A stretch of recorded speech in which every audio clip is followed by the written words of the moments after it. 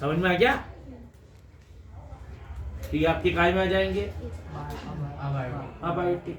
Rock कल बताया था मैंने, रॉक पत्थर जीव है क्या उसके अंदर? नहीं। तो जैविक संसाधनों और अजैविक संसाधन, बायोटिक और अबायोटिक, ठीक है। On the basis of ownership, ये क्वेश्चन ज्यादा आता है। On the basis of ownership, ownership मतलब उस रिसोर्स का स्वामी कौन है। इसके अंदर अपन 4 कैटेगरी डिवाइड करें। पहला इंडिविजुअल रिसोर्स, व्यक्तिगत, प्राइवेट, निजी, जो भी लिखना चाहो लिख दो। जिन रिसोर्स पर किसी एक व्यक्ति का क्या होता है बेटा, राइट्स होता है, उसे अपन ने कौन सा रिसोर्स बोला है? Individual resource. रिसोर्स तो समझ में आ गया, संसाधन समझ में आ गया। रिसोर्स मतलब संसाधन, ठीक। जैसे मकान घर का है, सर का है ना, ये घर सर का है, तो ये किसका रिसोर्स है भैया? सर का। गाड़ी मेरी है तो मेरा रिसोर्स, समझ में आ गया, उस पर मेरा राइट है। तो इंडिविजुअल रिसोर्स वो रिसोर्स होते हैं जिस पर किसी एक व्यक्ति का राइट हो, ठीक है। सेकंड आता है community on resource. Community on resource वो रिसोर्स होता है ना, सामुदायिक रिसोर्स बोलते हैं, समूह का रिसोर्स बोलते हैं, जिस पर पूरी एक कम्युनिटी का राइट हो। समझ में आ गया? कम्युनिटी मतलब मान लीजिए मेरे घर के सामने एक गार्डन बना हुआ है, उस गार्डन पर मेरा राइट है क्या? नहीं, हमारी कॉलोनी के सभी मेंबर्स का राइट है। तो ये कौन सा रिसोर्स कहलाएगा? Community on resource. शमशान घाट सबसे बढ़िया उदाहरण, किसी एक का है क्या? जो मरेगा वो जाएगा। आ गए बात समझ में?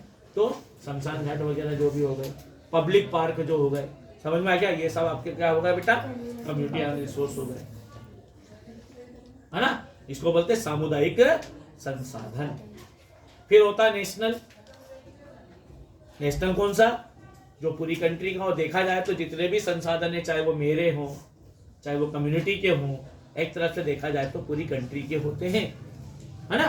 तो नेशनल रिसोर्स जिस पर क्या होता है, किसी एक नेशन का राइट होता है, कंट्री का राइट होता है, वो नेशन रिसोर्स हो गया। क्लियर? जैसे रोड वगैरह है, ये सब नेशन। रेलवे लाइन जो डाली है वो नेशंस की है। समझ में आ गया? तो किसी भी कंट्री की पॉलिटिकल बाउंड्री में आने वाले रिसोर्स, पॉलिटिकल बाउंड्री मतलब इंडिया के मैप में जितनी भी जगह है वो सब पर किसका राइट है? इंडिया। उतना ही नहीं, हमारा जो मैप है ये, इसके आगे पीछे कोस्टल एरिया जो है, कोस्टल एरिया मतलब समुद्र वाला हिस्सा, इसके अंदर भी कुछ हिस्से तक हमारा राइट होता है, ठीक है। किसी एक कंट्री का राइट होता है ना। 200 नॉटिकल माइल्स, ठीक है। इतना एरिया हम लोगों के पास होता है, किसी कंट्री के पास होता है, तो उसमें जो रिसोर्स पाए जाएंगे वो भी हमारे हो गए। अब इंटरनेशनल रिसोर्स है ना, अंतरराष्ट्रीय। अंतरराष्ट्रीय मतलब जिस पर किसी एक राष्ट्र का अधिकार नहीं है, बल्कि कई राष्ट्रों का क्या है उस पर अधिकार, तो वो अंतरराष्ट्रीय रिसोर्स हो जाएगा, ठीक। तो 4 तरह के अपन ने देख लिए रिसोर्स। कौन से? स्वामित्व के आधार पे, on the basis of ownership. अब आता है ऑन द बेसिस ऑफ एक्सॉस्टिबिलिटी। एक्सॉस्टिबिलिटी का मतलब है कौन सा रिसोर्स कब खत्म हो जाएगा। समाप्तता के आधार पर रिसोर्स के प्रकार, है ना। समाप्तता मतलब कौन सा रिसोर्स कब खत्म हो जाएगा। आपको मालूम है कुछ ऐसे रिसोर्स हैं जो एक ना एक दिन खत्म होने वाले हैं, जैसे डीजल, पेट्रोल, केरोसिन, ये एक ना एक दिन क्या हो जाएगा? खत्म हो जाएगा। समझ में आ गया? और कुछ रिसोर्स ऐसे जो कभी भी खत्म नहीं होने वाले, लॉन्ग टाइम चलने वाले हैं, हमेशा चलने वाले हैं। For example solar energy, wind energy, water energy, water resource. समझ में आ गया? ये सब आपके क्या है बेटा? कभी भी खत्म होने वाले। इन्हीं को बोलते हैं रिन्यूएबल और नॉन रिन्यूएबल, नवीनीकरण और अनवीनीकरण। अनवीनीकरण वो जिनका हम 1 या 2 बार इस्तेमाल करने के बाद वो हमेशा के लिए समाप्त हो जाएंगे, जिनको हम बार बार इस्तेमाल नहीं कर सकते, यूज नहीं कर सकते, वो अनवीनीकरण। जैसे डीजल को, पेट्रोल को, कोयले को हम बार बार यूज नहीं कर सकते, ठीक। लेकिन वाटर को, विंड को, सोलार एनर्जी को, सौर ऊर्जा को हम बार बार यूज कर सकते हैं, तो ये हमारे कैसे हो गए? नवीनीकृत और अनवीनीकृत, रिन्यूएबल और अब क्वेश्चन ये भी आ सकता है, रिन्यूएबल रिसोर्स कौन से हैं, नॉन रिन्यूएबल रिसोर्स कौन से हैं, नवीनीकृत रिसोर्स कौन से हैं, संसाधन कौन से हैं और ना, है ना। तो ये तो अपन ने बात कर दी।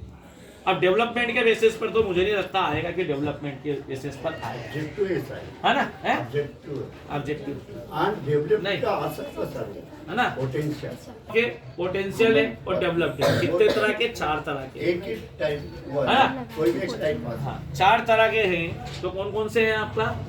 डेवलपमेंट, देखो ऐसा, पहले तो डेवलप्ड रिसोर्स, विकसित संसाधन, वो सभी संसाधन जिनका हम अभी लेटेस्ट कंडीशन में क्या कर रहे हैं बेटा, यूज कर रहे हैं, वो हमारे क्या कहेंगे? डेवलप्ड,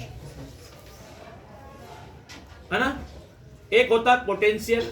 अब पोटेंशियल मतलब जिसके लिए हमारे पास तकनीक है, जिनको हम इस्तेमाल कर सकते हैं, लेकिन अभी हम उसको इस्तेमाल नहीं कर रहे किसी वजह से, तो वो है पोटेंशियल रिसोर्स। उसमें पोटेंशियल है मतलब संभावित रिसोर्स, हिंदी में क्या बोलेंगे? संभावित संसाधन।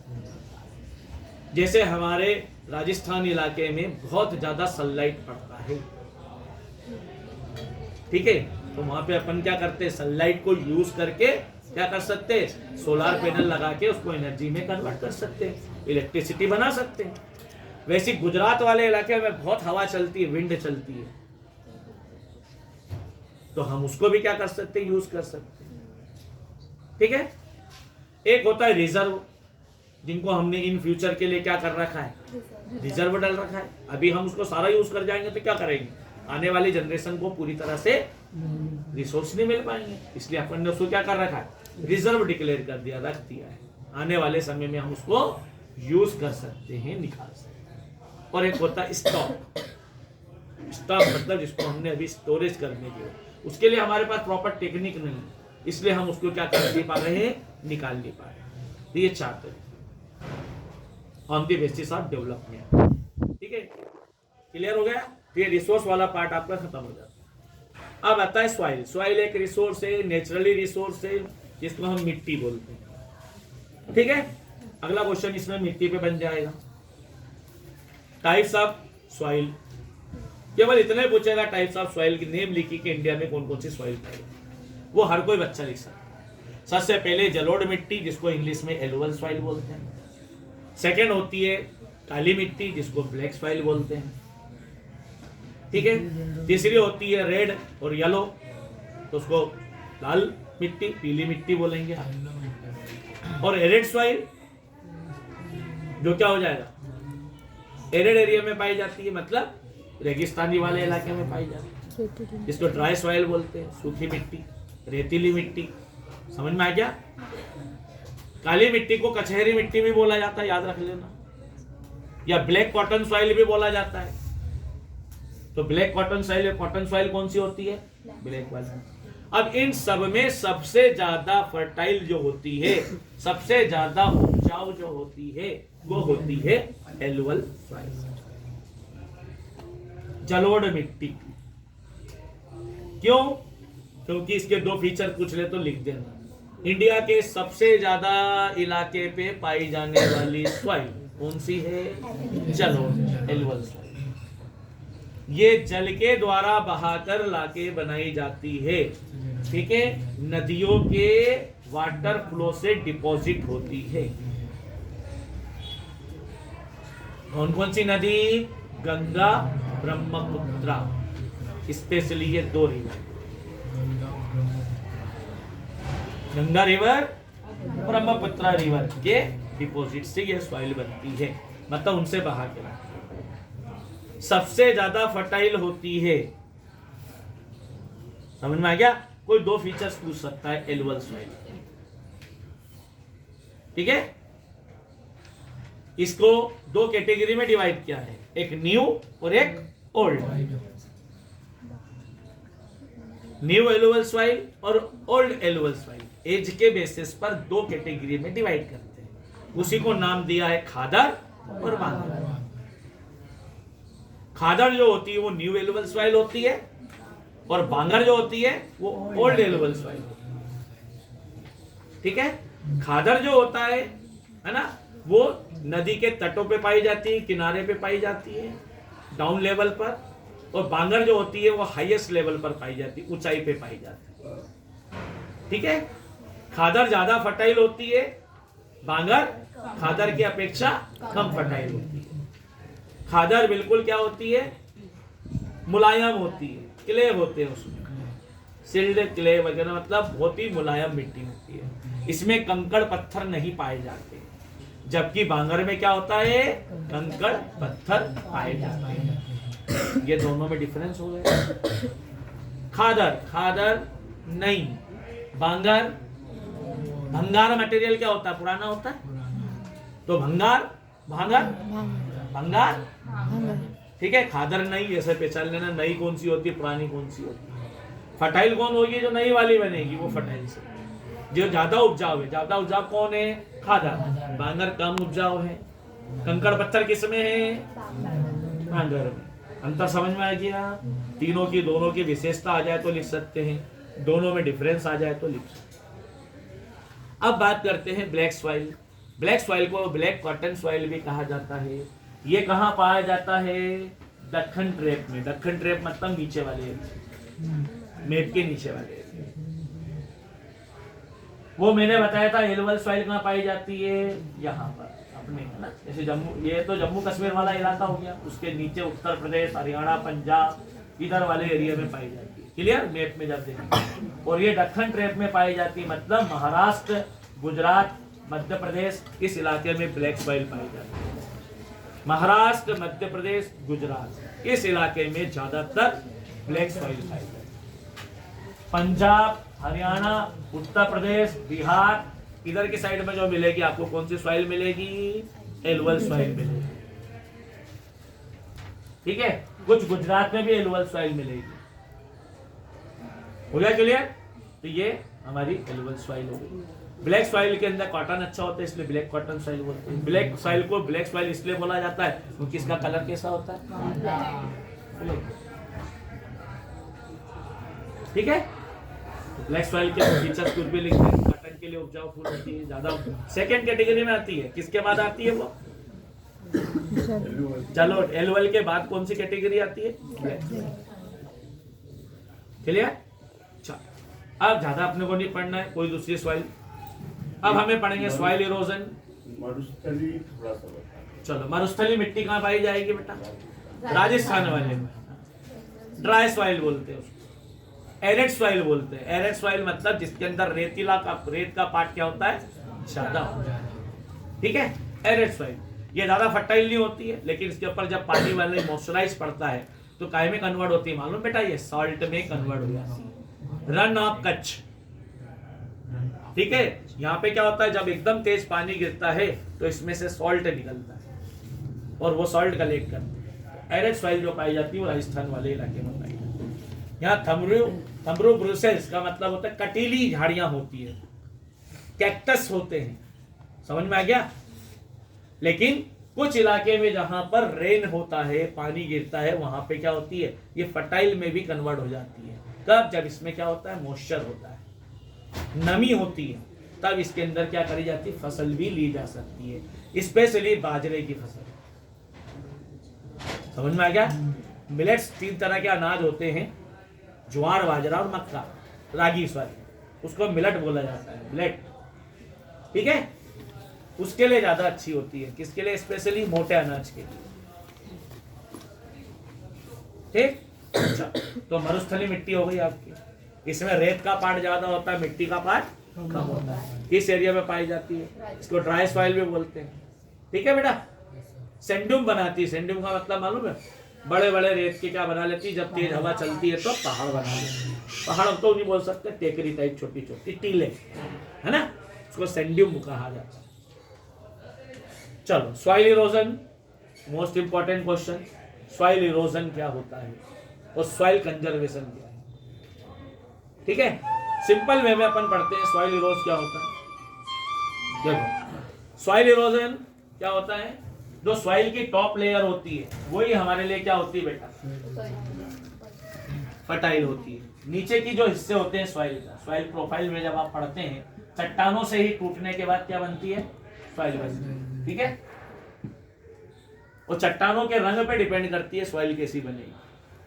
तो सॉइल बनाने के लिए कुछ फीचर्स होते हैं, शायद मुझे नहीं लगता कि वो ऐसी कुछ पूछेगा। ये जो टॉप लेयर होती है ये क्या होती है बेटा, हमारे यूज करने के लिए होती है। अब इसकी कहीं मोटाई कम है, कहीं मोटाई कम है, का मतलब ज्यादा है, कहीं कम है ना। इसकी ब्रेथ जो होती है कई जगह ज्यादा है, कहीं कम। क्या होता है, wind flow, water flow, human activities. ध्यान से सुन लेना, मैं नॉर्मल चीजें बता रहा हूँ।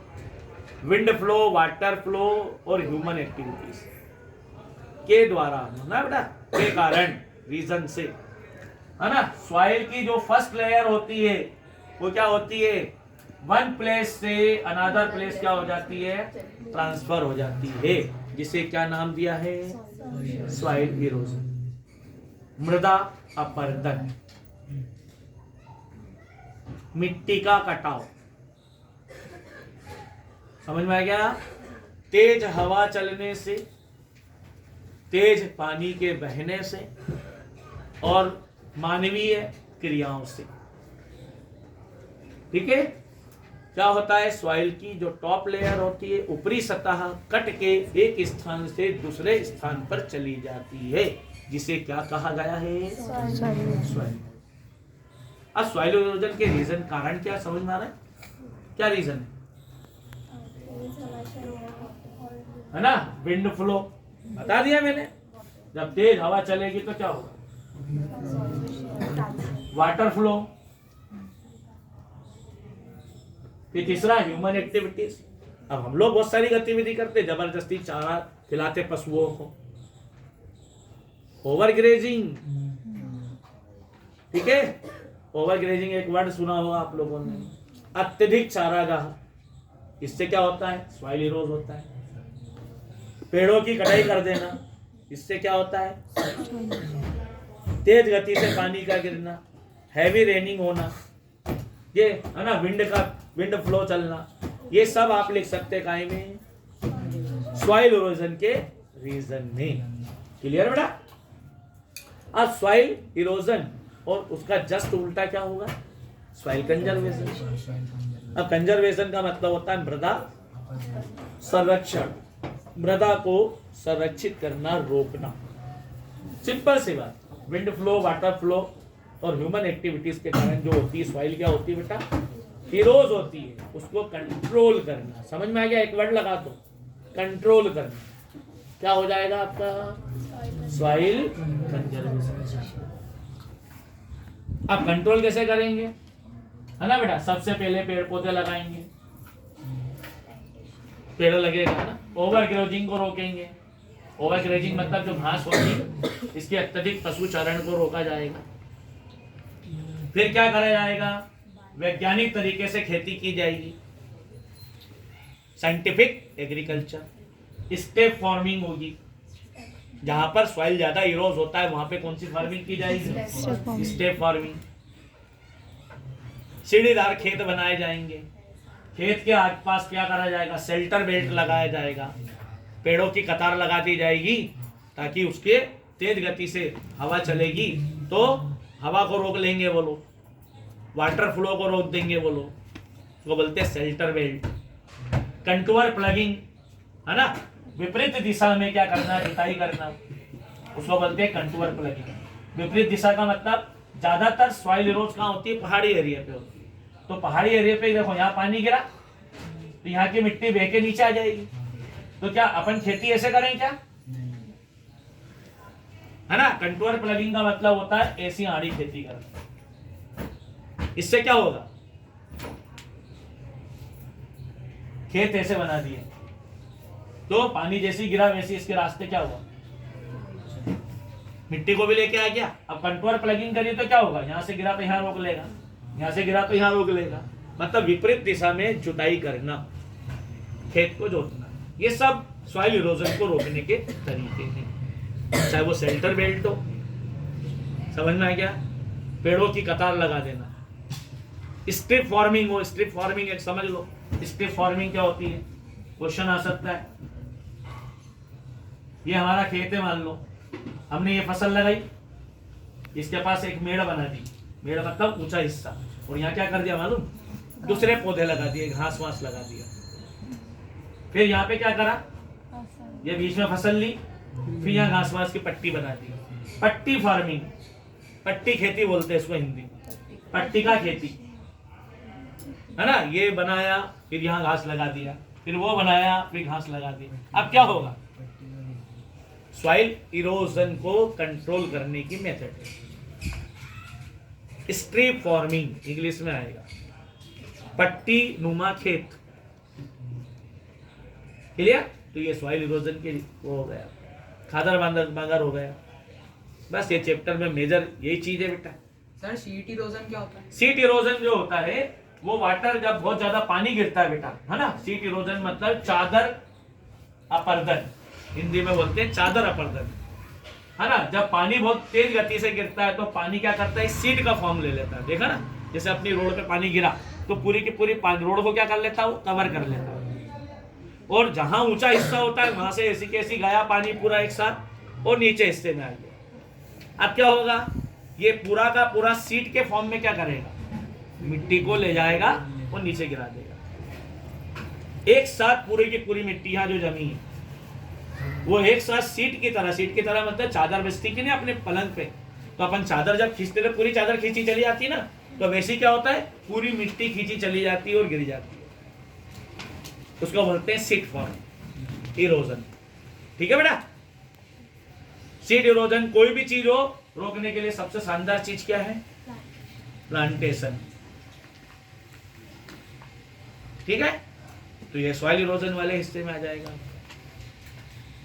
खादर वांगर में बता चुका हूँ, एलुवल सॉइल में बता चुका हूँ, ब्लैक सॉइल में बता चुका हूँ, टाइप्स ऑफ सॉइल में बता चुका हूँ।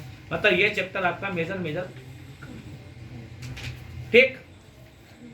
बस यदि आपको संसाधनों का क्या बेटा ज्यादा उपयोग हो रहा है तो उसको कंट्रोल करना चाहिए। क्यों? ताकि हम संसाधन को क्या कर सकते हैं, प्रोटेक्ट कर सकते हैं। यदि मान लो क्वेश्चन रह जाता है क्या बेटा, है ना, रिसोर्स कंजर्वेशन, रिसोर्स को आप कैसे बचा सकते हो, तो हम अत्यधिक उपयोग ना करें। ठीक है, जो रिसोर्स हमारे लिए लिमिटेड है उनको हम क्या करें बेटा, इंक्रीज करने की कोशिश करें। नए नए रिसोर्सेस को क्या करें, तलाशें।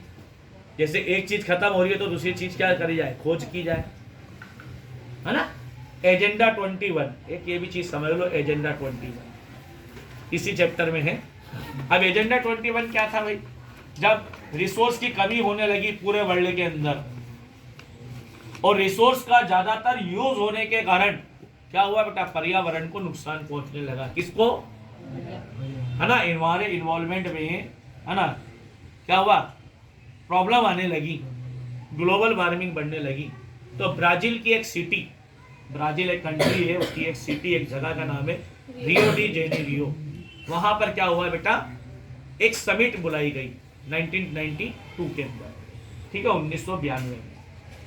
और उसके अंदर 21 बातों पर विचार किया गया। कितनी बातों पर? और इन पर सारे देशों की सहमति हुई कि हम इस तरह से क्या करेंगे, इन 21 बातों पर क्या करेंगे, वर्क करेंगे। इसी को क्या नाम बोला गया है, एजेंडा 21। ठीक है, तो ये चैप्टर भी आपका क्लोज होता है। 2-2 नंबर के 2 क्वेश्चन आ रहे हैं यहाँ से। सर लिटरेट सॉइल एसिडिक होती है? कौन सी? Laterite soil. हाँ, एसिडिक तो होगी ना। कैसे होती है? तो झाग निकलना चालू है कई जगह, है ना, तो एसिडिक हो जाती है। और मैंने क्या बताया, जो भी मिट्टी बनती है वो काय से बनती है, रॉक से, पत्थरों के टूटने से। आप याद रख लेना, पत्थर ही एंड में जाके क्या बनते हैं, मिट्टी का रूप लेते हैं। यहाँ आते आते मिट्टी बनती है। इतनी बड़ी फॉर्मिंग है, जिस गति से मिट्टी बनती है उसी गति से खत्म भी होती जाती है, उससे डबल गति से। फॉर्मेशन होने में मिलियंस ऑफ ईयर लगते हैं, करोड़ों साल, लाखों साल, ठीक है, लेकिन इरोज होने में चंद दिन में बनती जाती है, होती जाती है ना। एक ह्यूमस नाम पढ़ा, ह्यूमस पढ़ा क्या होता है ह्यूमस? नमी होती है। मृदा में पाए जाने वाले मृत जीव जंतु जो होते हैं उनकी जो डेड बॉडी होती है है ना, वो सड़ गल जाती है और क्या करते हैं, मिट्टी की फर्टिलिटी को इंक्रीज कर देते हैं, है ना। जैसे पत्ती गिर गई, पेड़ों के पत्ती गिर गई, फूल गिर गए, जानवर मर गए, ये सब कहाँ जाते हैं, अपने आप क्या हो जाते हैं, कंपोज हो जाते हैं। काय के अंदर, मिट्टी के अंदर। केचुआ मर गया, कुत्ता मर गया, बिल्ली मर गया, कुछ समय के बाद उसके अवशेष तुमको रोड पे दिखेंगे नहीं, भले को उसको उठा के नहीं ले आए। 15-20 दिन बाद ऑटोमेटिक वो क्या होगी, महीने बाद 1.5 महीने में हड्डी तक नहीं मिलेगी उसकी, सब गल जाएगी। ये सब काय में डिकम्पोज हो जाती है, मिट्टी के अंदर, है ना। तो ह्यूमस जो होता है फर्टिलिटी को क्या करते हैं बेटा, इंक्रीज करते हैं। सिंपल सी बात है, मृत जीव जंतु और पेड़ पौधे की क्या होती है बेटा, अवशेष होते हैं जो डिकम्पोज हो जाते हैं ऑटोमेटिक काय में बेटा, सॉइल। और सॉइल की फर्टिलिटी को बढ़ाते हैं, उसको बोलते हैं ह्यूमस। ठीक है, चलो तो ये चैप्टर आपका होता है क्लोज।